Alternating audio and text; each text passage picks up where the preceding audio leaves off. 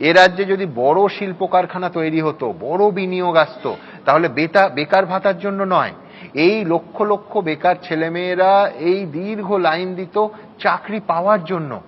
সেই দিকে কি আদৌ এগোচ্ছি আমরা? এই প্রশ্ন কিন্তু উঠবেই। যাই হোক, আমার পরের বক্তা নন্দিনী ভট্টাচার্য।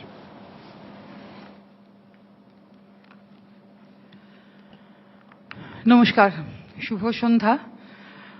এতক্ষণ ঠিক বুঝতে পারছিলাম না কবি সম্মেলনে আছি না নির্বাচনী প্রচারের সভায়, ধন্দে পড়ে গেছিলাম। সভা শেষে বলতে উঠেছি। তো আজকে সাধারণ মানুষের জন্য কথা বলতে এসেছি।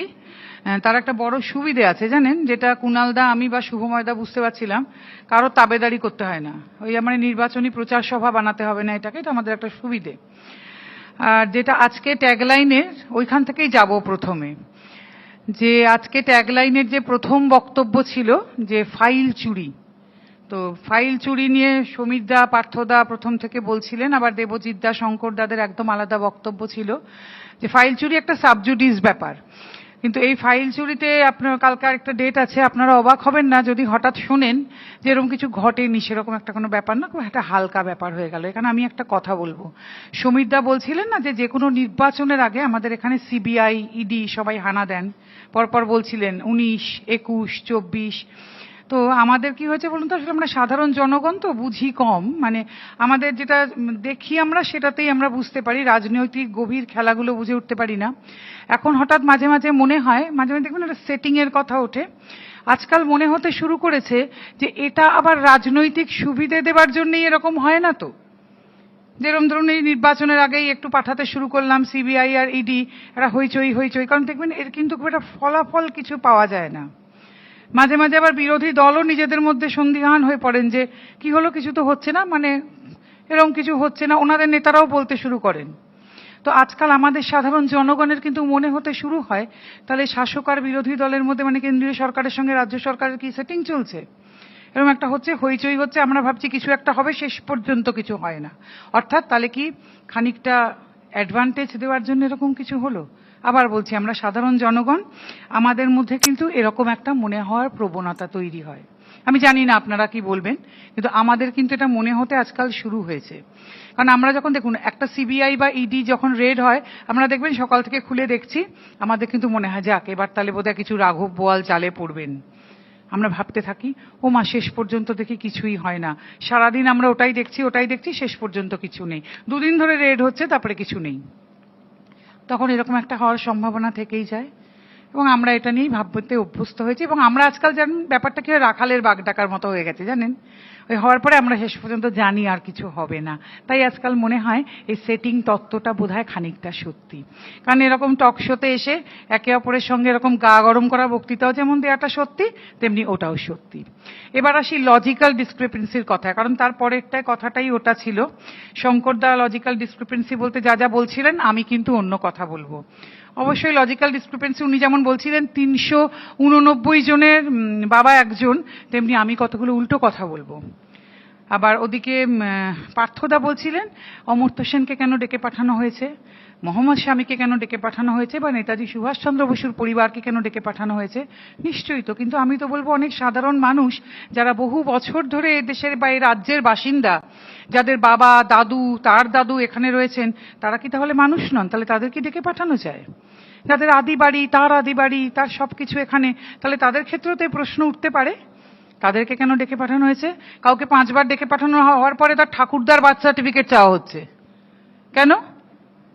ঠাকুরদার বার্থ সার্টিফিকেট মানে বুঝতে পারছেন তো ব্যাপারটা কিরকম? কারণ তখন কিন্তু কোট আনকোট সবকিছু হোম ডেলিভারি হতো, তখন বার্থ সার্টিফিকেট পাওয়া যায়। আচ্ছা, এটা লজিক্যাল ডিসক্রিপেন্সি নয় বলে আপনাদের মনে হয়? আবার ওই যে যেটা বললাম, ব্যানার্জি আর বন্দ্যোপাধ্যায়, তার জন্য হয়রানির এক শেষ। আচ্ছা, চন্দ্রর একটা মানে স্টপ রয়েছে আর কোথাও নেই, হয়তো আপনার যেই প্রামাণ্য তথ্য আপনি নিয়ে গেছেন সেখানে হয়তো ওই ফুটকিটা নেই আর ওনার কাছে আছে, সেজন্য আপনার হয়রানি হচ্ছে। তো এগুলো লজিক্যাল ডিসক্রিপেন্সি নয় আপনারা বলতে চান? ওনারা সবকিছুতেই অনুপ্রবেশকারী আর রোহিঙ্গার ভূত দেখছেন বলে কোথাও লজিক্যাল ডিসক্রিপেন্সি ব্যাপারটা সত্যি হবে না? এগুলো তাহলে লজিক্যাল ডিসক্রিপেন্সি নয়। সাধারণ মানুষকে এই হয়রানির অধিকার তাহলে আছে আপনারা বলতে চান? আমরা জনগণ কিন্তু মনে করি নেই, আমরা একদম মনে করি এটা নেই। কারণ একজন মানুষকে 5 বার ঘোরানোর পরে যখন তার ঠাকুরদার বার্থ সার্টিফিকেট চাওয়া হয়, তখন আমরা মনে করি সেটা হয়রানি। কারুর এক ছবি 3 বার নেওয়ার পরে যখন বলা হয় আপনার পেছনের ছবিটা যথেষ্ট সাদা নয়, আপনাকে আবার আসতে হবে, তিনি কাজ করেন হয়তো কলকাতায়, তার বাড়ি হয়তো চাকদায়, তাকে 3 বার 4 বার করে ডেকে পাঠিয়ে যখন হয়রানি করা হয়, সেটা লজিক্যাল ডিসক্রিপেন্সি। এবং এর জন্য প্রতিবাদ ছিল, আছে এবং থাকবে, সেটা আপনারা যে যাই মনে করুন না কেন। সাধারণ জনগণের তরফে এই প্রতিবাদ থাকবে সব সময়। এবং এই তরজায় কিন্তু সেই নাকাল হচ্ছেন সাধারণ জনগণ। আপনারা সারাক্ষণ অনুপ্রবেশকারীর ভূত দেখছেন, কিন্তু আমরা সাধারণ জনগণ নাকাল হচ্ছি, যারা আমরা কোশ্মিনকালে অনুপ্রবেশকারী ছিলাম না। এবং এই লিস্ট বাদ যাবার পরে আপনারাও মনে রাখবেন, আপনাদের কিন্তু দায় থাকবে কতজন রোহিঙ্গা, কতজন অনুপ্রবেশকারীকে আপনারা বাদ দিতে পারলেন, যেই আপনারা মনে করেছিলেন গর্তের মধ্যে কার্বলিক অ্যাসিড ঢেলে দেওয়ার পরে কিলবিল কিলবিল করে সব বেরিয়ে আসছে। শুভময় ধার ভাষায় বলবো, আবার এক্ষুনি আমাকে ওই তিনু মাকু এগুলো বলে দেখে দেবেন না, কারণ আপনাদের ভাষায় তো অন্য কিছু বললেই আমরা দেশদ্রোহী। এগুলো দেখে দেবেন না, কারণ আমরা কেউ তাই নই। আমরা সাধারণ জনগণ, আমাদের এই প্রশ্নগুলো ছিল, আছে এবং থাকবে। কেমন? আর এরপর ধর্মের কথায় আসি। আমরা এতকাল ছোটবেলা থেকে জেনে এসেছি কি বলুন তো, ধর্ম মানে যা আমাদের ধারণ করে রাখে। আজকে অনেক বড়বেলায় বা বুড়ো হওয়ার মুখে এসে শিখতে বসলাম ধর্ম, যেটাতে নিয়ে বেশাতি হয় সারাক্ষণ। আর মজার বিষয় জানেন, ভারতবর্ষের মতন একটা দেশে এসে দেখলাম ধর্মটা শুধু ভাগ হয়ে গেল হিন্দু আর মুসলিমে। কেন? ভারতবর্ষে তো খ্রিস্টান আছেন, বৌদ্ধ আছেন, শিখ আছেন, জৈন আছেন, কই তাদের কথা তো আপনারা বলেন না। ভারতবর্ষটাকে ভাগ করে দিলেন হিন্দু আর মুসলিমে, শুধু মন্দির আর মসজিদের কথা হচ্ছে। কেন? চার্চ, গুরুদ্বারা বা অন্য কিছুর কথা হচ্ছে না তো? কেন বলুন তো? মানে আপনারা কিন্তু ধরেই নিয়েছেন শুধু এই দুটো ধর্ম আছে ভারতবর্ষে। কিসের জন্যে? এরকম তো কথা ছিল না। ভারতবর্ষ চিরকাল তো সর্বধর্ম সমন্বয়ের দেশ। তাহলে আমরা এই এটা মানবো কেন? সাধারণ জনগণের কথা বলছি। আমি আজকে জানতে চাই যে সাধারণ জনগণ কি এগুলো চান, চেয়েছেন কোনোদিনও? আমার তো ব্যক্তিগত বিশ্বাস, সাধারণ জনগণ যে কোনো ধর্মের উগ্রবাদিতার বিপক্ষেই ছিলেন চিরকাল, আজও তাই থাকবেন। আমি তো আজকে সাধারণ জনগণের কাছে প্রশ্নের উত্তর চাই, যে আমরা যারা সাধারণ জনগণ, যারা কোনোদিন ধর্মের বেশাতি করতে চাইনি, তারা হিন্দু বলুন, মুসলিম বলুন, শিখ বলুন, জৈন বলুন, খ্রিস্টান বলুন, সব ধর্মের উগ্রবাদিতার বিপক্ষেই কথা বলেছি চিরকাল। আমরা শান্তিতে থাকতে চেয়েছি, সবাই একসঙ্গে থাকতে চেয়েছি। আমরা কোনোদিন জানিনি যে এখানে এই জিনিসগুলো হবে। আজকে আপনারা সারাক্ষণ যে কথাগুলো বলতে চাইছেন, যে কথাগুলো সবার মধ্যে ঢোকাতে চাইছেন এবং সেটা নিয়ে রাজনীতি করতে চাইছেন, কারণ একটা কথা জেনে রাখবেন, আপনারা যে রাজনৈতিক দলই হন না কেন, অনেক পরিমাণে ধান্দাবাজ এবং সবসময় চেষ্টা করেন লোকে ভুল বোঝাতে এবং নিজেদের স্বার্থ ছাড়া কিছু বোঝেন না। এ ব্যাপারে কোনো সন্দেহ নেই। আপনারা কিন্তু নিজেদের স্বার্থ ছাড়া একটা পাও বাড়ান না। আপনারা কোনোদিন কোশ্মিনকালে জনগণের কথা ভাবেননি, কোনোদিন ভাবেননি। কিসে মানুষের ভালো হবে ভাবেননি, যেরকম কুণালদা বলছিলেন। আজকে এদেশের কর্মসংস্থান, শিক্ষা, স্বাস্থ্য, মানুষের অধিকার নিয়ে আপনারা কোনোদিন ভেবেছেন? এখানে মানুষের বেসিক অধিকারগুলো কিভাবে লঙ্ঘিত হয় কোনোদিন ভেবেছেন? আজকে যে শুনুন, আমি পুরুষ মানুষ নিয়ে কাজ করি, কিন্তু আজকে একটা কথা বলতে বাধ্য হচ্ছি, যে এই নারীর অধিকার নিয়ে আপনারা এত বড় বড় কথা বলেন, এদেশে সেই বেসিক নারীর অধিকার নিয়ে সত্যি সত্যি কাজ হয়েছে? শিশুদের অধিকার নিয়ে কাজ হয়েছে? সিনিয়র সিটিজেন নিয়ে আপনারা কিছু ভেবেছেন? খালি বড় বড় কথা বলেন। পুরুষ মানুষ তো ছেড়ে দিন, বানের জলে ভেসে এসছেন, তাদের দিকে কেউ তাকাননি আপনারা কোনোদিনও। কারোর জন্য ভেবেছেন আপনারা সত্যি সত্যি? বেসিক যে অধিকারগুলো মানুষের, শিক্ষা, স্বাস্থ্য, খাদ্য, বাসস্থান, কতটুকু ভেবেছেন আপনারা এই নিয়ে কোনো রাজনৈতিক দল? আপনারা শুধু নিজেদের স্বার্থসিদ্ধি ছাড়া কিচ্ছু ভেবেছেন? সেই জন্য আজকে যে ট্যাগ লাইন, সত্যিই তো তাই। আপনারা, আর এখন একটা নতুন তার মধ্যে জুড়েছে মন্দির মসজিদ। আপনারা একটা ভোট আসলেই তার আগে এগুলো শুরু করেন, যাতে ভোটটা পাওয়া যায়। কিভাবে ভোটটা পাওয়া যায়, তখন শুরু হয়ে যায় তার তরজাটা। সেই তরজায় জনগণ গেলেন, থাকলেন, বাঁচলেন, মরলেন, আপনাদের কিচ্ছু আসে যায় না। আপনারা কোনোদিন আমাদের নিয়ে ভাবেননি। আমাদের সন্তান সন্ততি, আমরা কিভাবে থাকবো, আমরা বাঁচবো, আমরা মরবো, কিছু আসে যায় না তো আপনাদের। আপনাদের গদিটা ঠিক থাকলেই হলো। সে যে কোনো দল, যে কোনো দল, কেন্দ্র বলুন, রাজ্য বলুন, সব জায়গায়।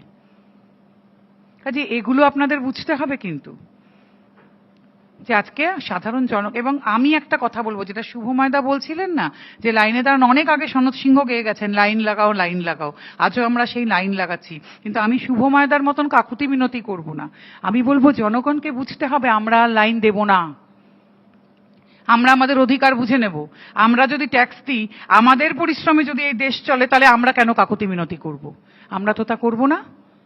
আমরা আমাদের প্রত্যেকটা জিনিস বুঝে নেব। তাই আপনাদের এটা বুঝতে হবে যে আপনাদের যা কিছু, আপনাদের যাবতীয় এই যে মাইনে থেকে বলুন, আপনাদের যা কিছু বারবারন্ত, যা কিছু নীল গাড়ি লাল গাড়ি, যা কিছু সুবিধে সব কিন্তু আমাদের ওপর দিয়ে চলে। কাজে আপনাদের কিন্তু ভাবতেই হবে আমাদের কথা। তা যদি না ভাবেন তাহলে আমাদের ভাবতে হবে আমরা কি করব। এবং আমি তার জন্য বলবো না জনগণকে আপনারা হাত জোড় করুন, আমি বলবো আপনারা মাথা উঁচু করুন। আপনারা চিন্তা করুন এবার ভোট বাক্সে ভোট দেবার আগে যে সত্যি সত্যি কাকে ভোটটা দেওয়া যায়, এবং সেই ভোট দেওয়ার পরে নিজেদের অধিকার আদায়ের চেষ্টা এবার নিজেরা করুন, হাত জোর করে কাকুতি মিনতি করে না, কারণ এটা আপনার অধিকার। এগুলো পাবার জন্য আপনাদেরকেই লড়াই করতে হবে, কেউ কিছু করে দেবে না। সেজন্য মাথা উঁচু করে বাঁচুন।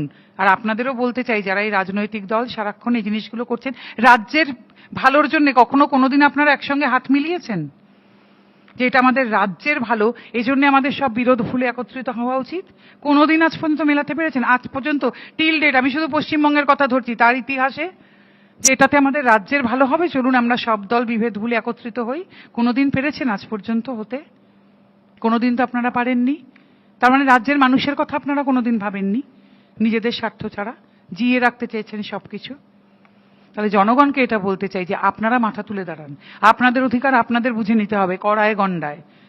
আর সমস্ত রাজনৈতিক দলকে বলতে চাই যে জনগণ কিন্তু সবার ওপরে, জানেন তো। এই জনতা জনার্দন যদি কোনোদিন মনে করেন যে আপনাদেরকে আর এটা করতে দেবেন না, সেদিন আপনাদের জন্য কিন্তু সমূহ বিপদ। আর সেদিন যদি সত্যি এসে দাঁড়ায় রেভলিউশন, জানেন তো এভাবেই আসে, কিন্তু বিদ্রোহ কিন্তু হঠাৎ করে একদিন দৌড়ে চলে আসে না, ওটা এভলিউশনের মতোই হয়। কাজে সেদিন কিন্তু বড় ভয়ঙ্কর। কাজে তাই বলেন একটা বাংলা কথা, সাধু সাবধান। আপনারাও কিন্তু একটু সাধু সাবধান হন। এই ধর্মীয় বিভেদ, হিন্দু ধর্ম তো একটা আফিমের মতন। শিক্ষা খাতে খরচা কমিয়ে দিলেন কেন্দ্রীয় সরকার, কেন? মানুষ যত বেশি জানে তত কম মানে, তাই মানুষকে কম জানাতে চাইছেন, তাহলে বেশি মানবে আপনাকে। সেজন্যে কাজে সবকিছু মিলিয়ে আমার মনে হয় আপনাদেরও এবার একটু ভাবা উচিত। এই ধর্মের আফিম পড়িয়ে মানুষকে এই সব কিছু থেকে একটা তালগোল পাকিয়ে দিয়ে সবে জনতা যত এর থেকে দূরে থাকে, কিছু বুঝতে না পারে, জনতাকে যত অশিক্ষিত করে রাখা যায়, কিন্তু এই দিনটাও কিন্তু সবসময় থাকবে না।